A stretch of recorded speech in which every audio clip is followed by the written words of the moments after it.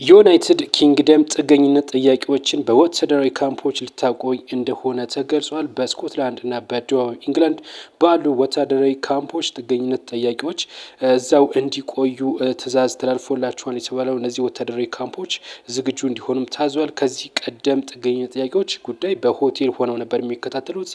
አሁን ግን የእንግሊዝ ጠቅላይ ሚኒስትር ኬር ስታርመር ይህንን እንደማይቀጥል ይፋ አድርገዋል። የመከላከያ ሚኒስቴር አመራሮች ወታደራዊ ካምፖች በአፋጣኝ ለጥገና ዝግጁ እንዲሆኑ አዘዋል ነው እየተባለው። ትዕዛዝም ተላልፏል ተብሏል። ጥገኝነት ጠያቂዎች ካሁን ቀደም በሆቴሎች ሆነው ነበረ የሚከታተሉት። ይህም ከፍተኛ የሆነ በርካታ ሚሊዮኖች ዶላር እያስወጣን ነው ሲሉ የእንግሊዝ ጠቅላይ ሚኒስትር ይፋ አድርገዋል። ከዚህ ጋር ተያይዞ አሁን በወታደራዊ እንግዲህ ካምፖች ነው ጥገኝነት ጥያቄዎች የሚቆዩ ተብሎ እየተነገረ ነው የእንግሊዝ ማለት ነው በዩናይትድ ኪንግደም። ከዚህ ጋር ተያይዞ ሌሎች መረጃ ካለ እንደዚሁም አዳዲስ መረጃ እንዲደርሳችሁ ላይክ ፎሎ አድርጉ። መልካም ቆይታ